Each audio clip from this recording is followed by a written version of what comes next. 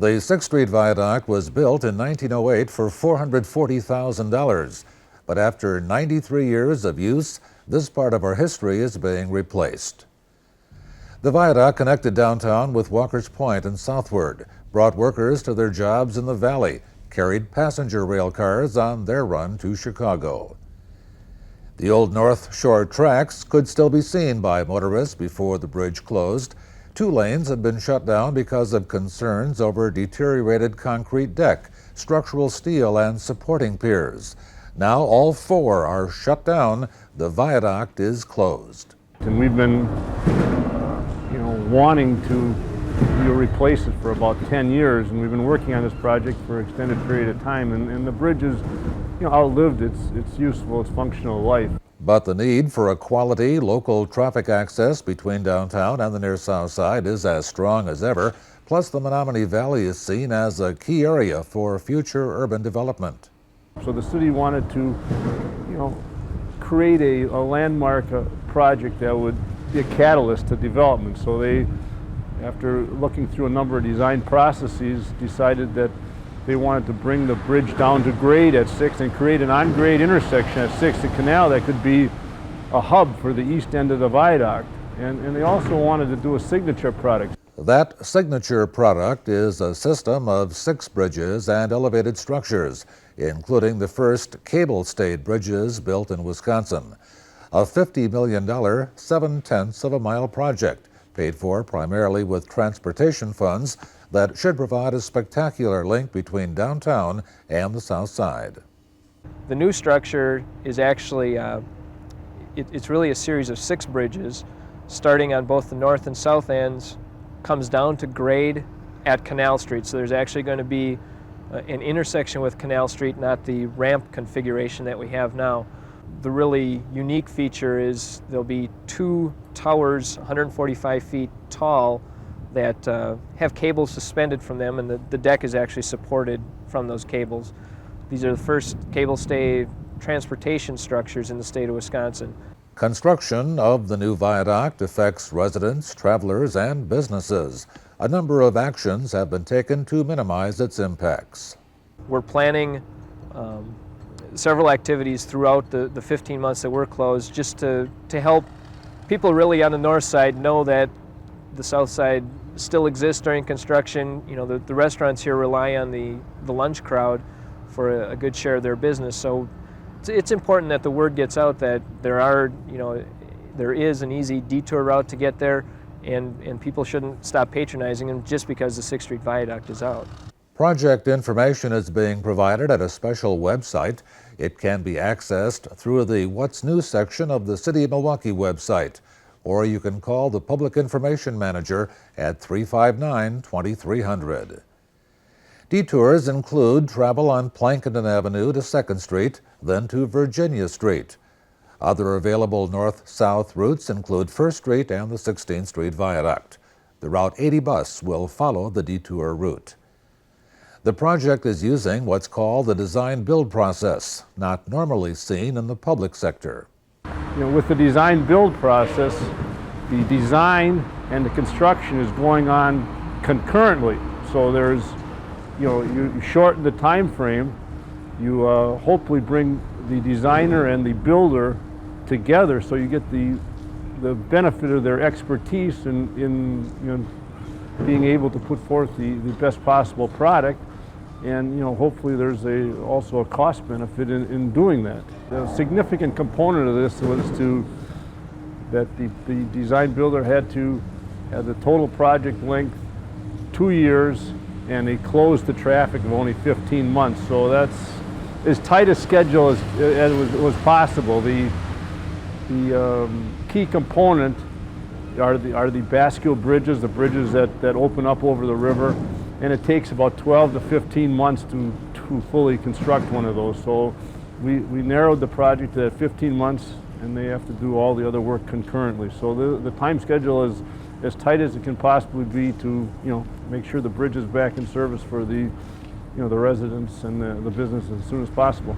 15 months might seem like a long time before you can cross 6th Street again, but while the bridge just closed, work has been underway since last September.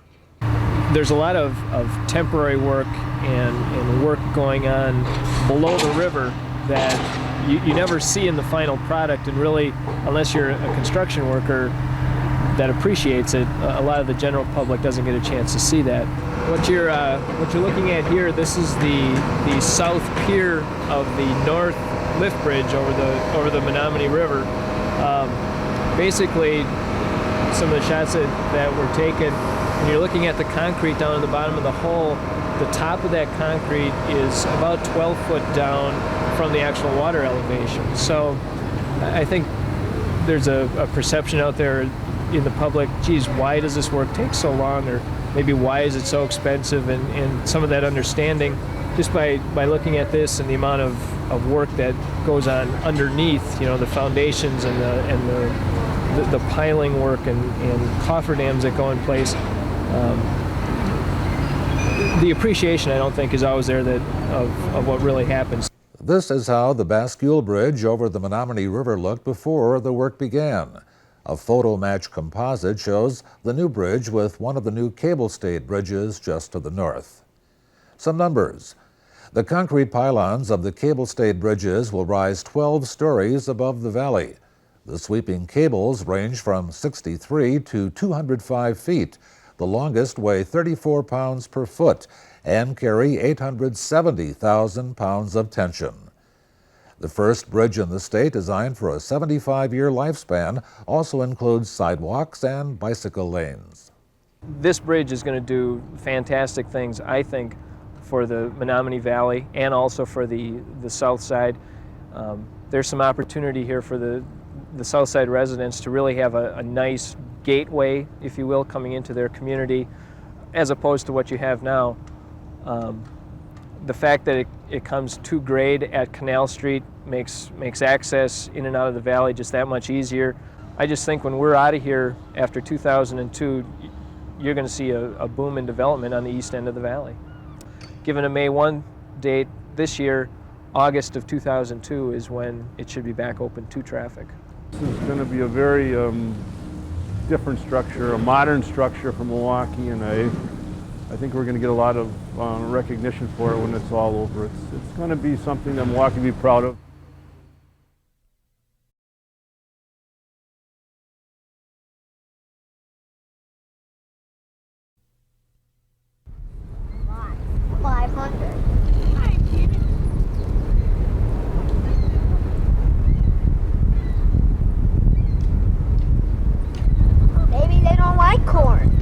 And then again, maybe they do. 5 slices of corn on one hook, and I threw it in the water and I caught a fish. That about says it all for fishing. Sometimes you catch, sometimes you don't, and you don't always know why. But knowing how to catch them can make a difference. Last April 7th, over 1,800 kids took part in free fishing clinics in 12 area parks, 9 of them in Milwaukee County. It's to get them outdoors, to appreciate the outdoors, whether it be the geese or you never seen the expression on a kid's face when he catches the first fish. It's just fantastic. It gives them an outlet, rather probably be on the streets or something else. Hey, I can go to a pond here and fish to my heart's content. But before these youngsters could soak a worm or cast an artificial lure, they had to start at the beginning. That included practice casting with a weight that did not include a hook. Always let a little down. There you go. Get that. Now cast that one. Oh, you almost turned into a different one. Whoa, good shot. Even before the kids got to handle a rod and reel, they had to spend some learning time indoors. What you do is just like you're tying your shoes. You just go through there and come through there with that. This lesson, if the knot isn't the right one, you just might lose the fish. It's simple knots, not that something that's real complicated there. But this is one of the simplest knots you can make, and it's one of the strongest knots. So this is the one we try to teach them. Eventually they'll learn. If they want to continue fishing, they'll try some of these knots. We just kind of string them on the line, something like that. Okay, that way when he starts nipping at the tail, he's going to get that hook a little sooner. Okay? Another lesson, fish can be finicky. Knowing whether to use live or artificial bait can make a difference. The kids were taught about the different kinds of equipment that can be used for fishing. I've been doing this for about 20 years, and I know the kids don't have the patience to stand and listen to some adult talk to them. They'd rather be out fishing. So you have to do something to try and bring it down to their level and pick their interest a little bit and keep them going. So I try and do that, bring it down to their level. It was taught to me by my father, and he was taught by his father, and I got a lot of enjoyment out of it over the years. And this is kind of my way of giving something back. I'm hoping one of these kids will get as interested in it as I was, and kids that are going fishing aren't going to get in trouble. Also a part of the clinic, learning how to identify fish, safety and conservation rules. There were coloring books and other handouts, and a diploma for successfully attending the clinic. And always an adult hand to help out whenever it was needed, whether indoors or out. 12 different sport fishing organizations, some 220 volunteers, teamed up to bring this outdoor experience to our city youngsters. Fish were added from ponds at the House of Correction and by the state DNR. Well, the father of it all is Ron Pining from the DNR. He had extra fish, so he started planting them in the ponds. This year they planted 84,000 trout in 55 ponds. They favor all the ponds with the clinics. The sport is obviously attractive to both boys and girls. There seemed to be an equal number at the parks this day, catching fish and enjoying the experience. It was heavy to pull in because that fish was struggling. You enjoy fishing?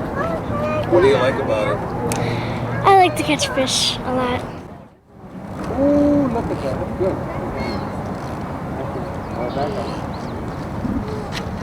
There you go, Katie. Got one. You got one. It's a trout. Look at that. Southside youngsters spent some time looking for lunkers at Wilson Park, while out on the west side, McCarty Park brought out the youthful fishing hopefuls. I got seaweed! We caught something. The wind had picked up by the time we visited McCarty, apparently making the fish in this lagoon even more finicky. But here too, the kids learned that just fishing and being outdoors can be a lot of fun, even when the fish aren't cooperating. That's far enough. Stop there. Hold the button down. I'll make sure we're behind you. Your grandma's back there. Hold that button tight. Ready? We're going to swing out into the wind. Ready? Release it. Okay. Bring it up. Try it again. The Sportsman Club are trying to show the youth today that they can come out here and fish and enjoy the outdoors. And there's something for them, and that's what it's all about. Keeping the kids involved in things that I grew up enjoying. It's fun. Yeah. What do you like the best about it? I like it all. Do you think you like to eat the fish as much as catch them? Mm-hmm. Yeah. Children without equipment were provided a rod and reel by the sport fishing clubs, and they learned it doesn't have to be an expensive sport. A low-cost pole, can of corn, or a worm from the backyard can be enough. Out on the northwest side, the McGovern Park Lagoon hosted another kids fishing clinic. Like the other sites, a successful fishing outing brought plenty of smiles. Well, I caught these fish inside that lake right there. I tried very hard and it was fun. See how taut it is? You want to get it a little farther in there? It's like that, so you can see when the fish takes it. And then you pull up and you set the hook. Oh, it's outstanding. I couldn't think of a better use for our park's money at this time of the year. It's just fantastic. And all the fishing clubs as well. Exactly. Those guys put a lot of time in out there. And like I say, it's a good opportunity for the dads and kids and moms and kids, you know. So I'm happy to be here. Fishing doesn't always mean catching. Even the most determined angler can come up empty-handed. One booklet brought that fact home, saying they bite, sometimes. There's a lot to learn about fishing. These clinics were just the beginning.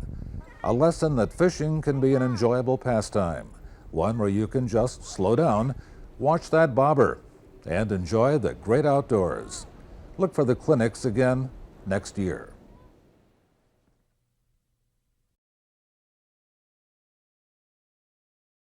The illustration on the poster is the logo of the North Division Neighborhood Plan. It also reflects the street pattern of the area from I-43 to 20th Street, from Garfield to Burleigh. The North Division neighborhood has undergone many changes during its time, and many longtime residents say they'd like to see the neighborhood back the way it once was. I've been here for 51 years, and when we moved in here, there was houses all over. There was no vacant lots. Everybody in here was homeowners. Most of the people was homeowners. I've been here 33 years. 6 months old, my foster parents, Howard and Tolly Palm, adopted me, and I've seen this area change into many different things, and I've never had felt the need that I needed to move. All the children knew the adults, and the adults knew the children. We knew Mr. and Mrs. So-and-so. We addressed them yes, sir, and ma'am. When we got into trouble, by the time we got all the way back home, the parents already knew about it. We're trying to bring those type of things back. Need to build up in here. More houses need to be built. A lot of those houses that they torn down, if they could do it like they do in a lot of places around, build it up and make it much, much better. And new homes are appearing in the North Division neighborhood, signs that a revitalization movement is underway. 26 townhouse units have been built on vacant lots in the area, a cooperative effort of government, business, and private groups. Lindsay Heights homes are adding new homeowners and value. 60 more are planned. And there's the ongoing projects of the Walnut Area Improvement Council and YMCA's Central City Housing Initiative. The type of project that you see behind me is a acquire, rehab, and sale project that we basically buy from the city of Milwaukee and then put about $80,000 average rehab into purchase and acquiring the property. Once it's acquired, we rehab it and then sell it to a first-time home buyer. The Waco YMCA Housing Initiative has been around since 1993. For a while there, we were just seeing homes being demolished and really not much renovation occurring. Now you can really see renovation occurring. You can see new homes. We see existing homes being improved. With all of those programs combined, residents are really feeling a sense of revitalization and actually seeing a sense of revitalization. The focal point of the neighborhood is the high school for which it's named. The new North Division was completed in 1978, a neighborhood school with a citywide health specialty. Old North Division was the city's fourth high school, completed in 1907.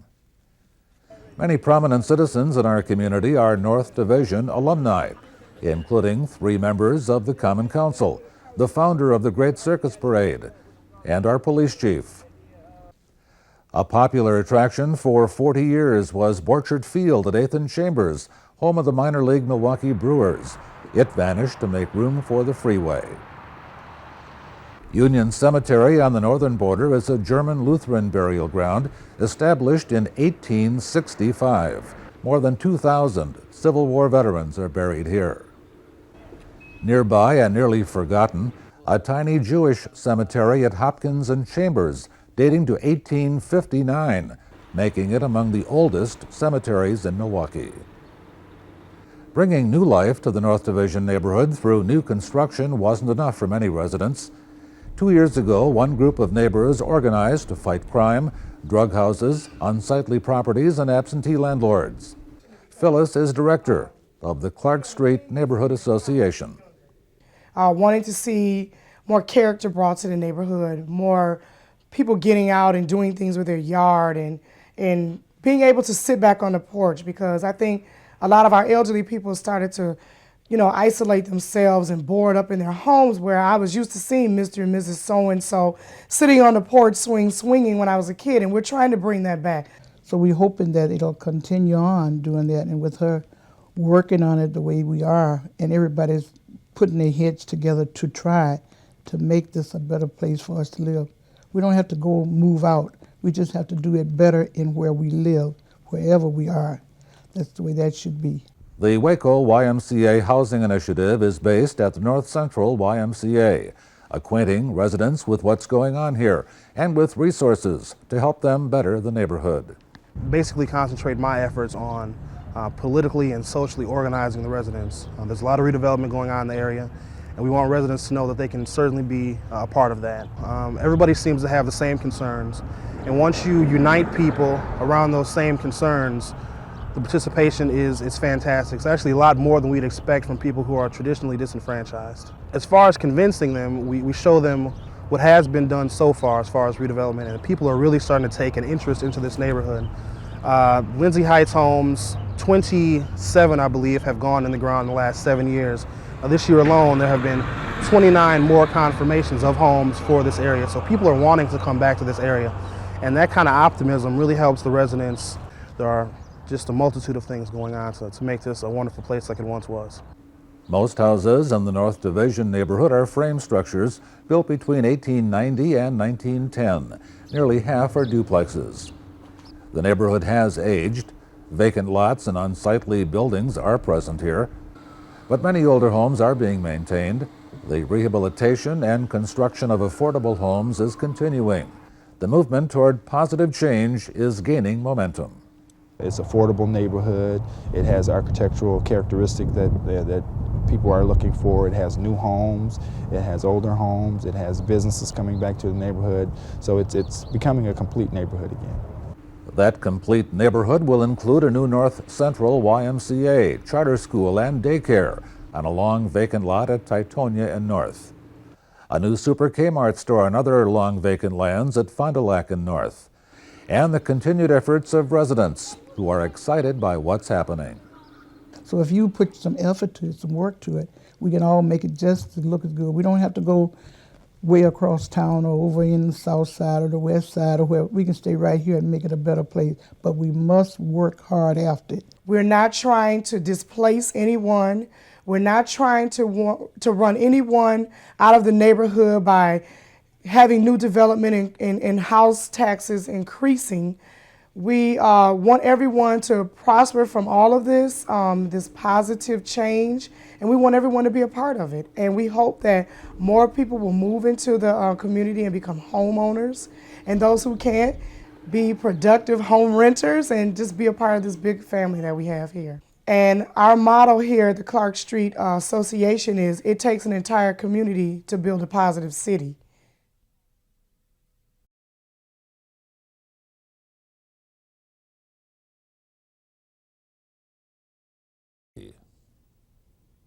At only 4/10 of an acre, the tiny Gilman Triangle at Lake Drive and Downer Avenue is the smallest park in Milwaukee County. At the other extreme, Whitnall Park on the far southwest side, 1,000 times bigger, some 400 acres of land, and like all the parks, with a lot to offer those who visit. I think if you ask any Milwaukee County resident what the park system means to them, they'll give you at least 3 or 4 examples of either as they grew up or where they took their kids. My challenge is to get them out from just those few 3 or 4 and have them learn about all 140 of them. I couldn't tell you specifically about each of the 140 parks, but I can tell you that all the unique relationships that are developed here at Whitnall Park can also be developed in Gilman Triangle. We can't visit all 140 Milwaukee County parks and list every activity, but let's travel to a few of them to see what's happening. These gardens are absolutely beautiful this time of the year, here in May and June.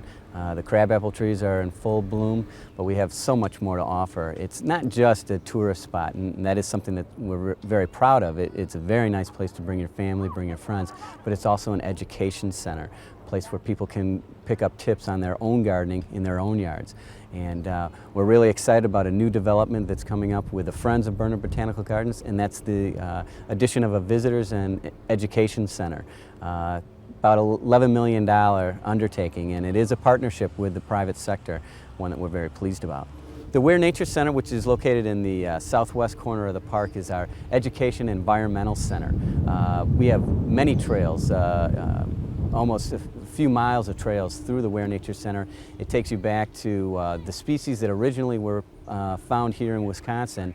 And again, it's an education center where you can learn about conservation and preservation to maintain the beautiful system that we have for years to come. There is no admission fee for either the gardens or nature center, although there is a charge for parking. Whether a novice or scratch golfer, you'll find a Milwaukee County golf course sure to challenge you, with discount cards available for greens fees. Golf is really our bread and butter when it comes to revenue producing, and it isn't just about making money, but when it comes down to it, we need to generate 50% of our operating expenses. So our golf courses are geared towards all abilities. Our motto is it's a short drive to great golf. It doesn't matter whether you're a scratch golfer or a novice, we have a course that's going to challenge you. There are 16 courses in the county park system, arranged in skill level categories from beginner to professional, so you can choose a golf course that suits you to a T. You'll pay for a trip around the golf course, but you can go around the entire county for no cost on the Oakleaf Trail, which uses parkways, parkland, and city streets. The Oakleaf Trail is our 90-plus mile recreation trail. Many people refer to it as our bike trail, and that really is most of our users are bicyclists. But we have inline skaters, we have walkers, we have joggers, runners, you name it. Anything that you can do on a roadway, you can do on this trail. But it really does link the entire park system. There are many stops you can make along the way on the Oakleaf Trail, including a visit to a shady ravine in Grant Park, the Seven Bridges Trail. The Seven Bridges Trail in Grant Park really takes you away from Milwaukee and even Milwaukee County. It is so unique. You can lose yourself in this particular area.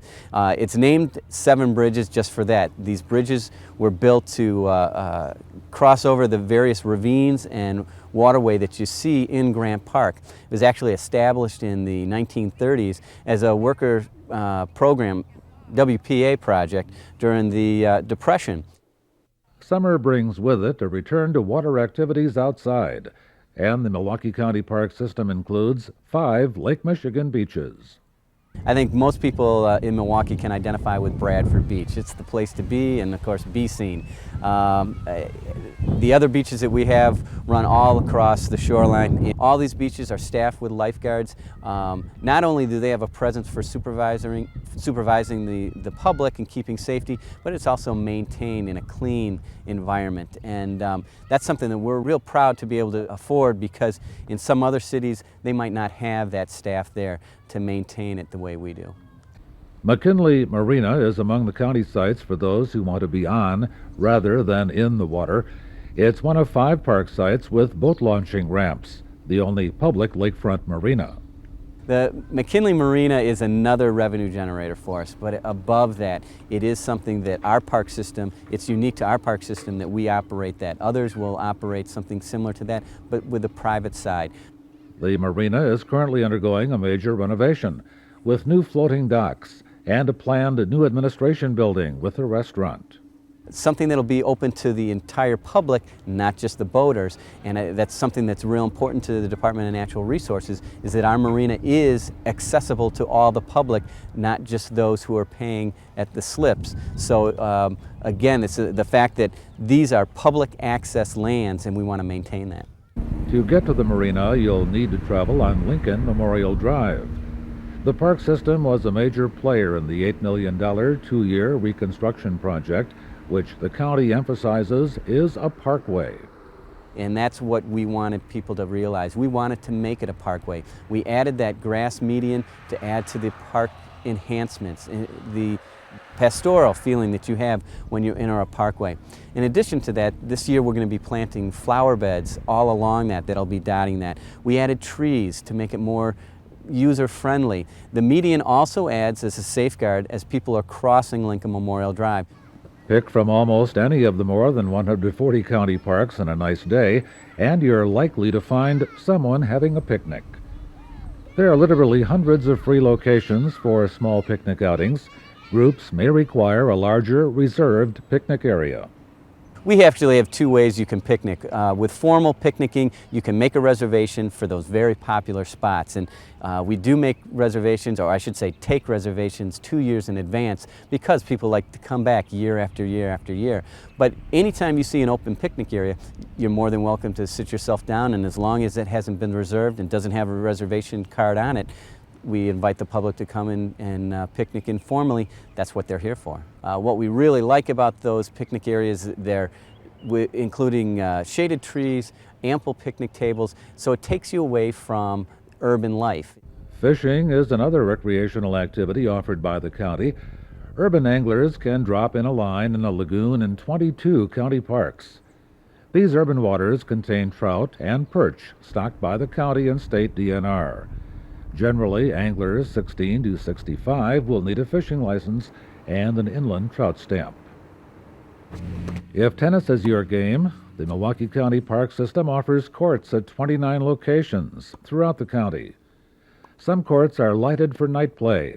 Use them for free on a first-come, first-served basis, or make an individual court reservation at the park. Parks are primarily people places, with some wildlife. The only additional animals that can be brought into the parks are pet dogs, and then only in designated locations, not in picnic and playground areas and athletic fields. We do have a place for dogs to run loose. It's called the Dog Park up on the northwest side of town. It's actually operated by Partners in Parks, which is another nonprofit organization. They are actually the ones that maintain and promote that facility. Now, we own the land, but we have allowed them to develop that land. It's a series of trails that take you through there. If they aren't able to be controlled by voice command, then we do require a leash, but for the most part, I should say I have not heard of any incidents that we've had problems, and those that might be a little skittish about it, they don't go there. They'll go somewhere else. But it's very nice. It has a running river through it. It has hills. It has trails through wooded areas. And it's really neat to see these dogs socializing and talking to one another. And just it's a great opportunity for them. And as a dog owner, I love to go see the other dogs as well. What all these things do is not just the entertainment, but it brings people together. It's the community. And that's something that parks can do for you. Whether it's something that is structured, where you know people are going to be there, going to meet, or it's unstructured. You come to a place, you have a similar interest, like at a dog park or at the gardens, and you start talking with neighbors. You start talking with complete strangers. It gives you a good feeling about coming to your park system.